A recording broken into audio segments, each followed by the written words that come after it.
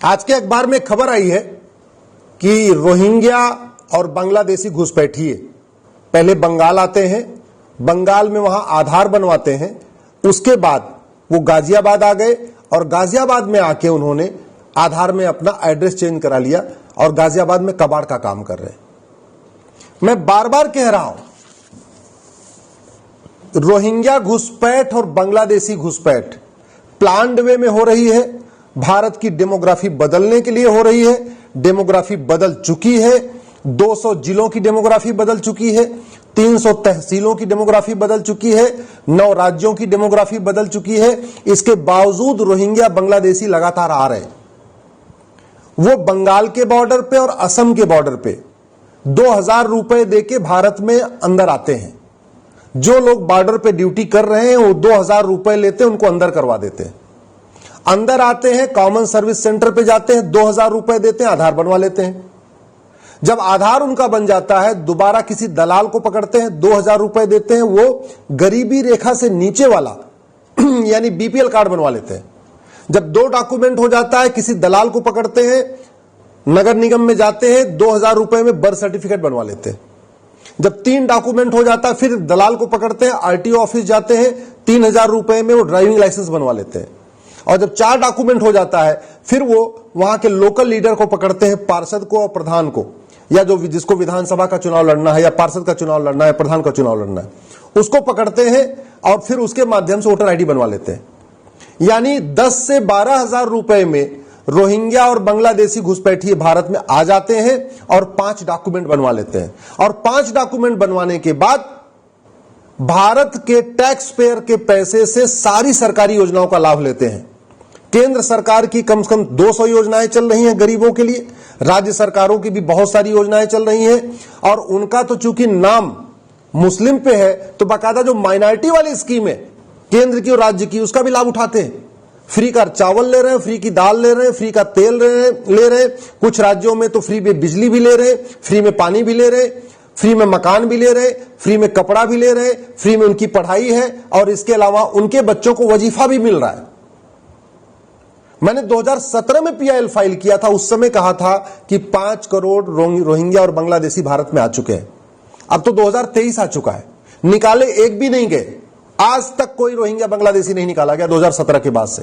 हां, आ रहे हैं, रेगुलर आ रहे हैं, म्यांमार से भी आ रहे हैं, बांग्लादेश से भी आ रहे हैं, असम के बॉर्डर से भी आ रहे हैं, बंगाल के भी बॉर्डर से आ रहे हैं। और आके वही पुराना खेल, वहां से बंगाल में घुसते हैं, वहां से बस में बैठते हैं एज ए टूरिस्ट, और दिल्ली आके बस उनको पहुंचा देती है, जम्मू पहुंचा देती है, हरियाणा पहुंचा देती है, गुजरात पहुंचा देती है, केरल पहुंचा देती है, कश्मीर पहुंचा देती है। इतना बड़ा प्लान्ड वे में खेल हो रहा है। घुसपैठियों ने पर्शिया को ईरान बना दिया, घुसपैठियों ने कुंभा को काबुल बना दिया। ये अवैध जो घुसपैठिए हैं, ये एक तरीके से प्लान्ड वे में आ रहे हैं, भारत को बर्बाद करने के लिए आ रहे हैं। घुसपैठियों ने ही फ्रांस को 3 महीने जलाया, इसके बाद भी हमारी आंख खुल नहीं रही है। घुसपैठ हमारी राष्ट्र की सुरक्षा के लिए खतरा है, और राष्ट्र की सुरक्षा के लिए जो खतरा है उससे निपटने के लिए हमारे पास एक कानून है, उसको कहते हैं एनएसए, नेशनल सिक्योरिटी एक्ट। लेकिन कोई भी राज्य सरकार घुसपैठियों के खिलाफ एनएसए नहीं लगा रही है। घुसपैठ हमारी एकता अखंडता के लिए बहुत बड़ा खतरा है, और एकता अखंडता के लिए जो खतरा होता है उससे निपटने के लिए हमारे पास कानून है यूएपीए। कोई भी राज्य सरकार घुसपैठियों के खिलाफ यूएपीए नहीं लगा रही है। घुसपैठ एक ऑर्गेनाइज क्राइम है, संगठित अपराध है। उसमें कई लोग शामिल होते हैं, कोई उसको आधार बनाता है, कोई राशन कार्ड बनाता है, कोई पैसा देता है, कोई बस मुहैया उपलब्ध कराता है, कोई उसको राशन उपलब्ध कराता है, कोई उसको जाके झुग्गी बनवाता है। ऑर्गेनाइज्ड क्राइम है पूरा, बाहर से फंडिंग होती है। इसके बावजूद न घुसपैठियों पे गैंगस्टर एक्ट लग रहा है, न घुसपैठियों के मददगारों पे गैंगस्टर एक्ट लग रहा है। घुसपैठ एक तरीके से इनडायरेक्ट वॉर है, अप्रत्यक्ष युद्ध है। इनडायरेक्ट वॉर से निपटने के लिए हमारे इंडियन पिनल कोड में एक सेक्शन 121 है, उसको कहते हैं वेज वॉर, जिसमें आजीवन कारावास की सजा का प्रावधान है। लेकिन कोई भी राज्य सरकार घुसपैठियों और उनके मददगारों के खिलाफ सेक्शन 121 इंडियन पिनल कोड का उपयोग नहीं कर रही है। घुसपैठ अपने आप में देशद्रोह है, और खासतौर पे उन लोगों का भारत में घुसपैठ जो न भारत को मानते हैं, न भारत की संस्कृति को मानते हैं, न भारत की परंपरा को मानते हैं, न वसुधैव कुटुंबकम को मानते हैं, न नारी तू नारायणी को मानते हैं, जो महिलाओं को केवल बच्चा पैदा करने की मशीन मानते हैं, जो सभी इंसान को एक समान नहीं मानते। ऐसे लोगों को घुसपैठ कराना और ऐसे लोगों का घुसपैठ करना यह देशद्रोह है। लेकिन न घुसपैठियों पे देशद्रोह की धारा लग रही है, न घुसपैठियों के मददगारों पे देशद्रोह की धारा लग रही है। ऐसे घुसपैठ नहीं रुकेगी। हमने केरल को जलते हुए देखा है, बंगाल को जलते हुए देखा है, कश्मीर को जलते हुए देखा है, अभी दिल्ली में दंगा हुआ था उसको देखा है, अभी मणिपुर जल रहा है घुसपैठियों के कारण देखा है, फ्रांस जला है 3 महीने हमने देखा है। इसके बावजूद घुसपैठ पे कोई भी राज्य सरकार गंभीरता के साथ काम नहीं कर रही है। न तरीका यह है कि अगर घुसपैठियों पे और उनके मददगारों पे एनएसए लगाया जाए, यूएपीए लगाया जाए, गैंगस्टर एक्ट लगाया जाए, सेक्शन 121 इंडियन पिनल कोड यानी वेज वॉर लगाया जाए, section 124A Indian penal code यानी देशद्रोह की धारा लगाया जाए, घुसपैठ रुक जाएगी, 100% रुक जाएगी। कोई भी घुसपैठियों का आधार नहीं बनाएगा अगर एक बार हमने ये 5 कानून लगा दिए।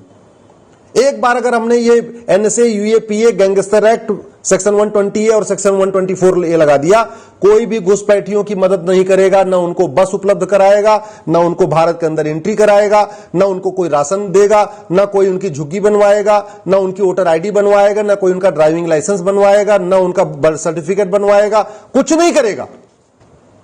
लेकिन कानून लगाना पड़ेगा। तू मैं करने, आरोप प्रत्यारोप करने, नूरा कुश्ती करने, बतौलेबाजी करने, घुसपैठियों का वीडियो शेयर करने, घुसपैठियों पे आग लगाने के बाद वो आगजनी की घटना को शेयर करने से घुसपैठ नहीं रुकेगी भैया। मैं बार बार कह चुका हूं, 1000 बार कह रहा हूं, फिर कह रहा हूं। ये घुसपैठ इतनी गंभीर समस्या, आप सोचिए जरा। बंगाल में वो बनाते हैं, बंगाल में घुसते हैं, बंगाल में आधार बनवाते हैं और गाजियाबाद पहुंच जाते हैं और आके फिर अपना यहां पे वोटर आईडी चेंज कराने, आधार में नाम चेंज करा लेते हैं। नाम बदल जाएगा, उसके बाद तो फिर एक ही डॉक्यूमेंट बनना है, एक बना उसके बाद तो दूसरा, तीसरा, चौथा, पांचवा बनता चला जाएगा। मैं सभी राज्य सरकारों से निवेदन करता हूं और आप जो देख रहे हैं आपसे भी निवेदन करता हूं, इस वीडियो को अपने सांसदों को भेजिए, विधायकों को भेजिए, अगर आपका कोई जान पहचान वाला आईएएस है, आईपीएस है, जज है, उसको भेजिए। जब भारत ही नहीं बचेगा, भारत की डेमोग्राफी ही बदल जाएगी, भारत का कल्चर बदल जाएगा, भारत की संस्कृति बदल जाएगी, भारत की त्योहार बदल जाएंगे, भारत के व्यवहार बदल जाएगा, भारत की वेशभूषा बदल जाएगी, तो क्या करेंगे इन पॉलिटिकल पार्टियों को लेके? और जब आग लगेगी ना तो कोई नेता बचाने नहीं आएगा, याद रखिए। 3 महीने फ्रांस जला है, किसी नेता का घर नहीं जला है, आम जनता का घर जला है। कश्मीर जला था, किसी नेता का घर नहीं जला था, आम जनता का घर जला था। बंगाल जला है, किसी नेता का घर नहीं जला है, आम जनता का घर जला है। केरल में हिंसा हुई, किसी नेता का घर नहीं जला, आम जनता का घर जला। मणिपुर जल रहा है, किसी नेता का घर नहीं जला, आम जनता का घर जला है। दिल्ली जल दंगा हुआ, कोई नेता नहीं मारा गया, आम जनता मारी गई, आम जनता का घर जला। ये जो घुसपैठिए जब आगजनी शुरू करेंगे ना, तो याद रखिए कोई पॉलिटिकल पार्टी या कोई नेता आपको बचाने नहीं आएगा। लेकिन अगर कानून आज हमने उपयोग कर दिया, अगर इंडियन पिनल कोड में एक नया चैप्टर जोड़ दिया जाए, ऑफेंस रिलेटिंग टू इन्फिल्ट्रेशन, और सभी देश के पुलिस कप्तान को डायरेक्शन चला जाए कि जो घुसपैठिया मिले और जो घुसपैठियों की मदद करता हुआ मिले, जो घुसपैठियों का ड्राइविंग लाइसेंस बनाए, वोटर आईडी बनाए, बर्थ सर्टिफिकेट बनाए, आधार बनाए, जो भी उनकी मदद करे, उनको बस उपलब्ध कराए, उनको भोजन उपलब्ध कराए या उनके लिए झुग्गी बनवाए, जो चाहे वो ऐसे थानेदार हो, चाहे हवलदार हो, चाहे सिपाही हो या कोई नेता हो, उसके खिलाफ आप नेशनल सिक्योरिटी एक्ट लगाइए, यूएपीए लगाइए, गैंगस्टर एक्ट लगाइए, वेज वॉर यानी सेक्शन 121 लगाइए और सेक्शन देशद्रोह यानी सेक्शन 124A लगाइए। जो आदमी घुसपैठियों की मदद करे उसकी 100% प्रॉपर्टी जब्त करिए, उसके घर पे बुलडोजर चलाइए।